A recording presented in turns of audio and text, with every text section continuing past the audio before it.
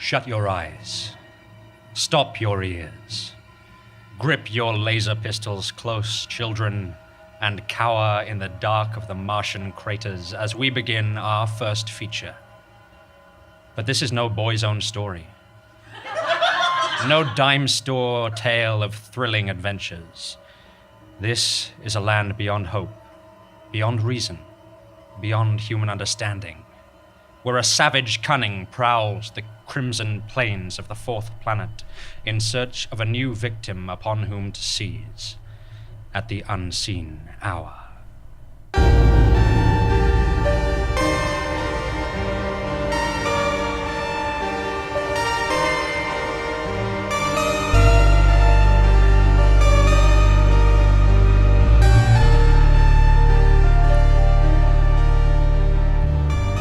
Justice huddles around the larger settlements of Mars, forsaking the windswept deserts where one man endures the sheer horror of the barren wastelands where robots and aliens cling to life, eking out the long souls amongst the few desolate and fearful humans that make this frontier planet their home.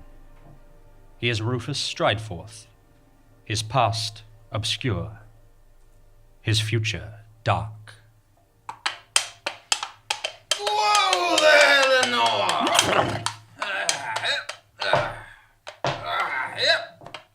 Yes, Lenore. It is an anemic-looking town, but it can't be worse than our last episode. I'll check in the saloon.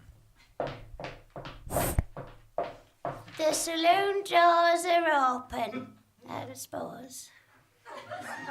Empty. Well, at least there's a functioning AI. Barely functioning, but nice of you to say so. Hello. Hello? Where is everyone? Don't tell me I've strayed into some kind of ghost town. Oh, it's not the holiday spot it once was. We don't get many through nowadays. You can come out now, barkeep. It's not them. Ah, good. Howdy, barkeep. I mean, hello, Miss... Welcome, stranger. Or, wait, have I seen you before somewhere? No. No, not unless you've roamed the barren prairies in search of buried technoplatinum. Ridden the secret trails of the chaos terrain by the light of the moons with a band of cutthroat Martians, or fled the law across the mesa with a herd of rustled hyper cattle. No, I haven't done any of those things. Oh, well, then we probably haven't met. No, I can see at first glance that you're a no-nonsense, independent business owner with a strong moral compass and a sense of social responsibility. I don't know if you'd join me for a drink or... Look, that's very sweet of you, but I must warn you, this town is in grave danger. You see, that's what's so great about you. You're always looking out for people. I knew that I was right. But there are these bandits and... Bandits, yes, exactly. Oh, only they probably won't disturb us. I mean, they're not coming here right now. Help! Blast! The saloon doors are open again. Help! The bandits are coming here right now. They'll murder us and or take our things. Well, I should probably stay out of it. I mean, who am I to these bandits? Who are they to me? Whom? No, I don't think... They're the most bloodthirsty bunch of villains you ever did see. Some say they've been out in the wild desert for too long. But there is no crueler band of varmints in all the Tharsis quadrangle than Albert Grick and his obscene outfit of execrable and effluvial ornery outlaws of Olympus Mons. Ooh-ee-ooh-ooh. Ooh-ee-oom. But doesn't this town have any protection? Where are the lawkeepers? Surely you have a sheriff at least. Yeah, watch me, hello. Yeah, saloon doors are open again. I'll just mosey into the saloon here, seeing as I heard my office mentioned. Sheriff Lawrence Sebastian Fawkes. Once an idealistic, bright-eyed youth with wholesome ideals, slowly crushed by the futility of small-town law-keeping in a brutal and desolate desert environment, where the strong preys upon the weak, to the point where I turned to drink. You may be surprised to know. I forgot my virtuous principles of my once proud calling. Little bit about me there, in case you were wondering. Is that a bottle of space rocket I see? Damn it, man! You'd better sober up if you mean to protect your town. Protect my town, that's a good one. I wouldn't... Wait a minute, I didn't know you. No, I don't think so. Not unless you've wandered... You're Rufus Strideforth, the famous gunslinger of the Amazonas Plantisha Plains.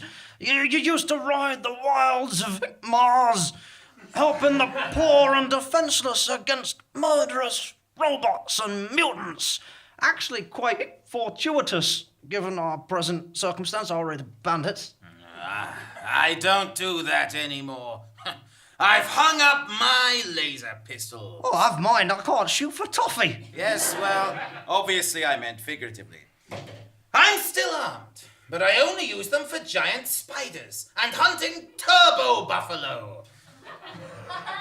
You see, I must avoid gunfights at all costs. Please, Mr. Strideforth, can't you find it in your heart to help us? Well, no.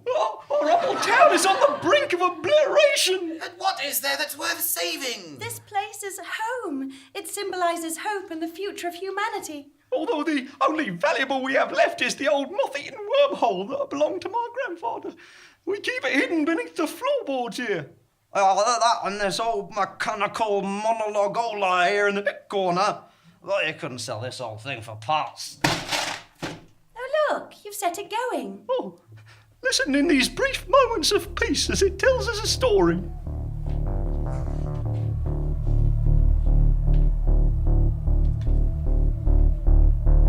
As a child, I was always playing games, perhaps more often than was good for me. The class hamster wasn't quite the same after I introduced it to Mousetrap. A friendly game of Risk would end with me annexing the guest bathroom. And then there was the operation incident. Still, the doctors assured my father he'd live a perfectly happy life with only one kidney. By adulthood, I craved a fresh challenge. I found it in the world of professional gambling. Poker, blackjack, baccarat, they all came so easily to me. Soon I'd amassed a sizable fortune, rubbing shoulders with the great and the good. They called me lucky, but I didn't believe in luck, rather in my own insatiable desire to win, whatever the cost. Unfortunately, I began to notice a worrying trend at the gaming houses I'd frequent. You see, the house always wins, and if it doesn't, it picks up its ball and goes home. And I won too much, too often, and so found myself blacklisted from every respectable establishment from Monaco to Macau. I was forced to sate my competitive urges in more unsavoury ways. Giant turtle baiting in the Galapagos, Komodo dragon riding in Indonesia, even the most despicable blood sport of them all, Pokemon Go. Until one day, whilst at an orgy on Rupert Murdoch's private sex island, I heard a rumour about a new venue, a place from which I'd yet to be banned, Le Casino de Moor. You entered via the stockroom of a Greg's Bakery on Basildon High Street. Inside, a secret switch was concealed behind a box of stale Cornish pasties. Pressing it revealed a hidden passage leading to a narrow staircase, which spiralled down into the very bowels of the earth. iPhone torch in hand, I ventured forth into those murky depths, my steps echoing endlessly in the darkness, until I finally reached the bottom. There stood an impenetrable iron portal above which, carved into the rock, were the words, "Abandon all hope, ye who enter here." I knocked. In its seemingly seamless surface, a hatch slid open. Through it emanated a voice, hollow and cracked like something from the grave. It asked for the password. With as much courage as I could muster, I said the words, "Michael Gove." Slowly, the door swung open. Steeling myself, I stepped across the threshold and onto an expansive gaming floor. not dissimilar from those found in the gaudy monstrosities of Vegas. I felt strangely disappointed as the pretty hostess approached. She relieved me of my coat, whilst an overly friendly waiter took my drink order. Ushered over to the cashier's cage, I was assured my usual line of credit would be extended. Watery gin and tonic in hand, I wandered aimlessly along the rows of slots, craps and roulette tables. All around me, players gambled with reckless abandon. I felt a chill when I looked into their grinning faces, those rictus smiles never quite reaching their eyes, and pouring off them like a deadly miasma was the palpable stench of despair. With no inclination to join the herd, I was drawn instead to a cordoned-off area. There a velvet rope and long red drapes flanked the entrance to the VIP gaming lounge. I caught the eye of a nearby pit boss. "What are the stakes?" I asked. "All you have and nothing you'd miss," was his cheerful reply. I felt the eager itching in my fingertips. Manoeuvring around the velvet rope, I pulled back the curtain and stepped through. The space beyond was smaller than I expected. Within stood a single card table and 2 chairs. Yet I barely registered my surroundings, for whilst one chair remained empty, in the other sat my exact double. My heart beat faster, this time with uncertainty rather than anticipation. Struck dumb, I allowed the pit boss to guide me to my seat, my eyes fixed on my doppelganger. She appeared unperturbed by my presence, smiling as she gave a small nod of that eerily familiar head. Finding my voice, I mumbled, "What are we playing?" "The only game worth playing," pronounced my doppelganger, as the pit boss produced a silver revolver with a flourish. Taking a single bullet from his pocket, he carefully chambered the round. Spinning the cylinder, he snapped it closed with a deft flick of the wrist. He placed the revolver on the table, exactly equal distance between myself and my other. Staring at the gun, I felt a sense of clarity as years of competitive play were brought to bear. "After you," I proffered deferentially. Without hesitation, my doppelganger picked up the revolver, thumbed back the hammer, and placed it to her temple. Click. The dull metal sound seemed thunderous. Still smiling, the doppelganger slid the revolver across the table. Now I grasped the truth of the game. She was me and would never admit defeat. Therefore, with an equal disregard for my own survival, I picked up the gun. Click. It was my turn to smile. I handed the revolver back. As my doppelganger raised it once more, it suddenly occurred to me that I'd never asked what we were playing for. Bang! Gouts of crimson spurted from what was left of the doppelganger's head as she slumped forward. For an instant, I felt the elation of victory, this time magnified 1,000-fold. Then the horror dawned on me. Not at the blood seeping into the green baize of the tabletop. Anyone who's been on Donald Trump Jr.'s human safari is inured to such sights. No, the horror was born of the grim realization that I would never play a game as good again. That all others would pale against the revelatory experience of beating myself. As the pit boss drew closer, I retrieved the revolver from the corpse's clammy grip. "Would madam require anything else?" the pit boss inquired politely. My reply was shaped by the stark inevitability of my fate. "Another bullet, if you'd be so kind."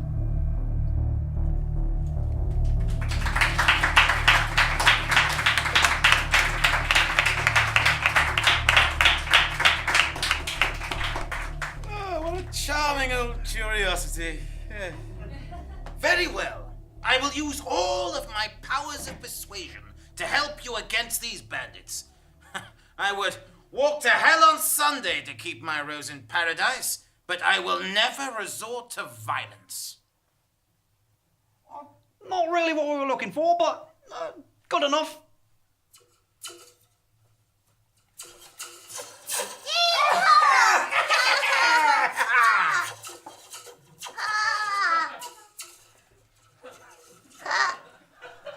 Oh no, they're here. Pardon me, it's not safe being sheriff here. The saloon doors are open. What a day. Well, don't just let them in. I don't want get shot.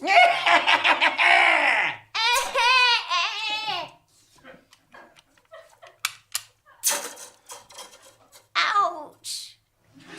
Cower, feeble townspeople, we have come to collect our due. Stick 'em up. Ah, a newcomer to town. Perhaps you should be educated as to the hierarchy of power in this region. Yeah, we'll show him his boss. Whom? No, that's still not... Yeah, never mind. Hey, you! Leave these people alone. They have no more to give you. Do you know who we are? Whom? More or less, something outlaw, something. Some motley band of criminals holding the town to ransom. Looks like a robot. Guilty! Filament Featherstone at your service. A Martian. Denizen of Galut Praktau. I am designated Kent the Unnecessarily Violent. And a human. Human? Don't you see my extra arms, my extra eye, my extra skin?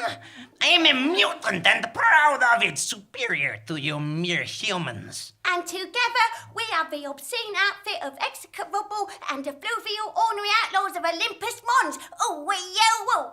Who are you whom? And which of you is the leader?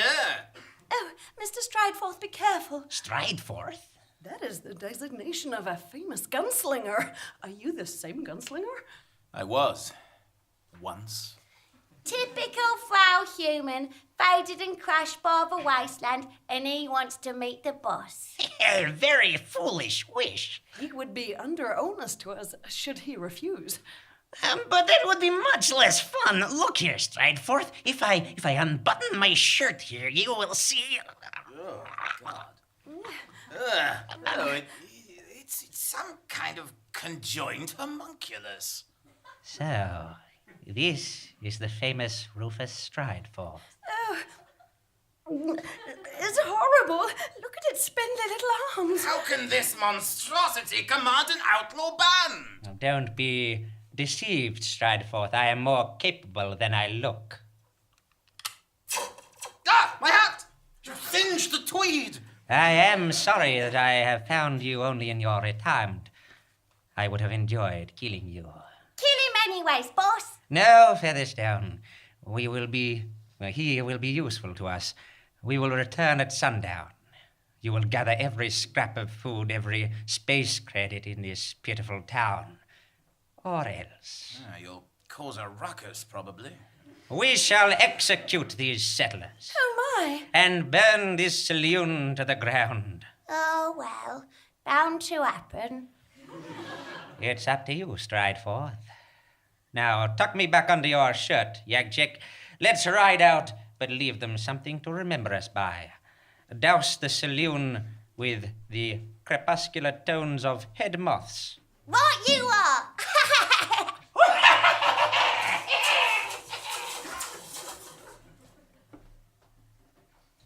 Who's ready for some crepuscular tones?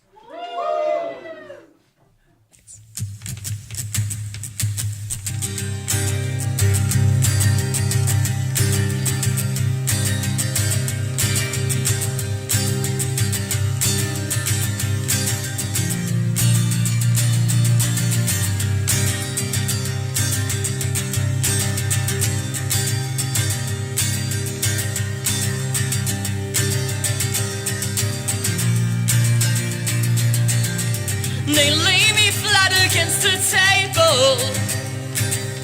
Said, now we'll find out what you're made of, but I didn't want to know. They held photographs and dead names,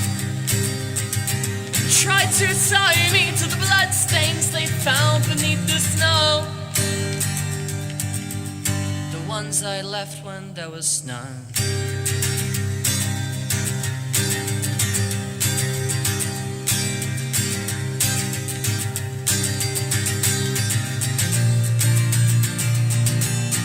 They stole some blood and plugged me into some new machine, and I can see through all all these vacant sands for me. Soon I will pull these little wires out.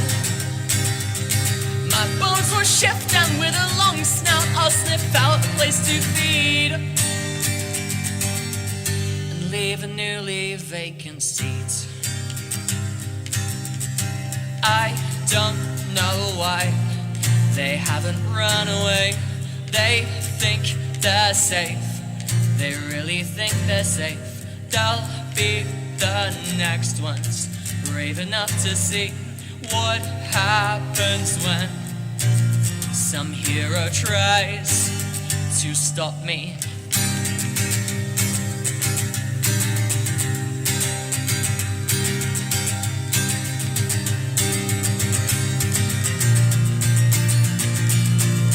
The silver walls, they can't contain me. I'm made of something that they can't see, something I just can't keep back. And in their final moments I'll try to see the world from through my food's eyes, but I'm too far gone through that. And every month will be the same. A new town, new name, blend in for a while. Wear shades to mask the color of my eyes. I'll wait.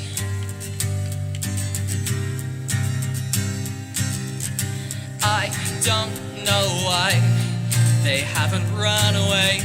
They think they're safe. My God, they think they're safe. I bide my time.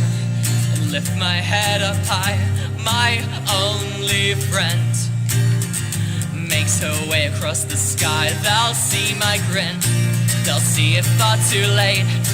I've got their scent, and now there's no escape. They'll be the next ones, brave enough to see what happens when some hero tries to stop me. To stop me, to stop me, to stop me.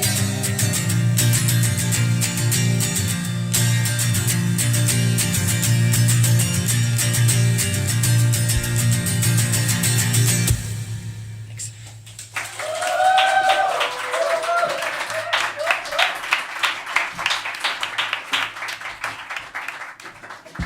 Oh, but that was lovely. I thought those bandits were going to do something horrible. Are they all going to do something horrible? As soon as they return. You only made things worse. Well, I wouldn't say Much, much worse. All right. Yes, well, how about this? You said you had a wormhole hidden under this floor here. Conveniently enough, yeah. Well, I happen to know that those old wormholes can be jury-rigged with duct tape in the ancient Martian tradition to feed directly into Space Mirror Jail. Oh, Space Mirror Jail. Why didn't I think of that? All local law enforcement carry the coordinates to it at all times. Yeah, it seems as though you should have thought of that. I know. Given it is basically your only asset, All right. literally your job. You reprogram the wormhole and place it under that trapdoor. Fine, I'm going. Saloon doors. You wait for my signal, then release the trapdoor. What's the signal? When I do this. Oh, that's a very clever signal. Very subtle. Show me again. Just when I do this. Got it. Radio gold. Oh no, the sun's going down. It's all ready.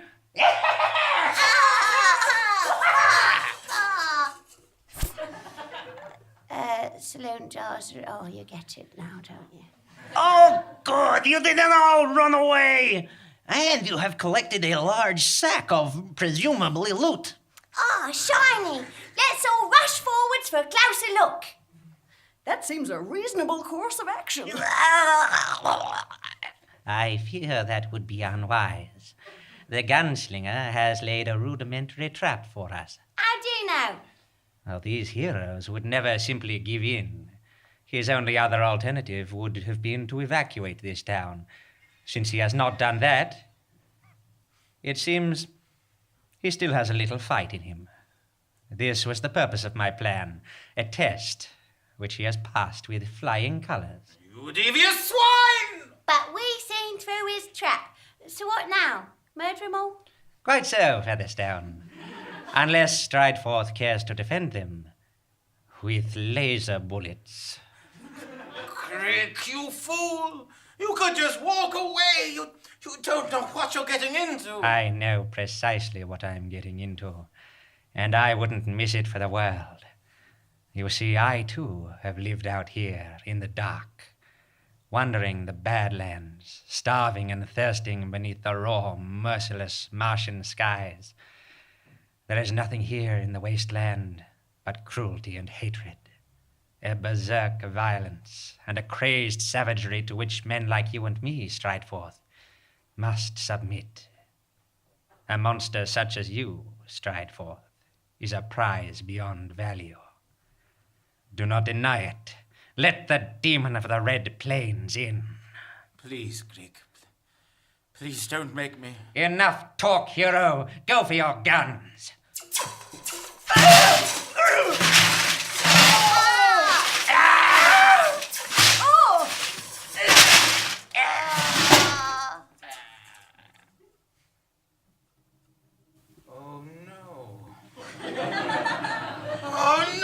What have I done? Miss Patch, are you...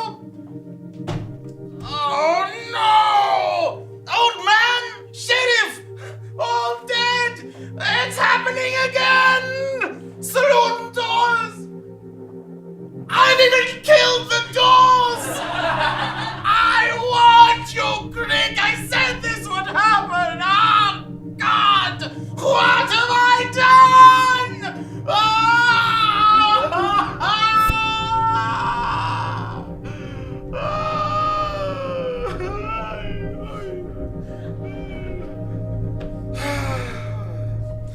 Come along, no. That's it. The door. No!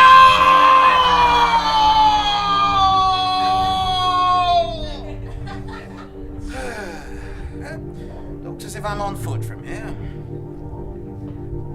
Is this the end of Rufus Strideforth's trail of destruction? Or just another waypoint on the path of the damned? Leaving nothing but tracks behind him, Strideforth traipses on, searching for the next town, hoping for an end to the violence, but with the angel of death riding ever at his hip. And you too, dear listeners, must heed the call of the open road. Until the next unseen hour.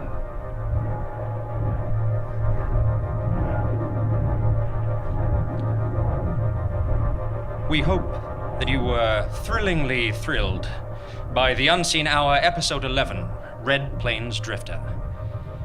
It was recorded live at the Rosemary Branch Theatre in London by Andy Goddard. It was performed wildly by Brice, Stratford, Joey Timmins, and James Carney, and featured a monologue written by Karim Flint and performed by Amy Fleming. The musical guest was Head Moths. Theme music by The Unrecorded. The Unseen Hour is created, written, and produced by James Carney, with thanks and apologies to Acker, Blacker, and all the heroes at the Thrilling Adventure Hour, a podcast which I cannot recommend highly enough. The Unseen Hour was brought to the Rosemary Branch Theatre by Unattended Items, and the podcast is produced with great cunning by Andy Goddard. You can find The Unseen Hour riding the many prairies and rises of the internet. We all look forward to seeing you here again at The Unseen Hour.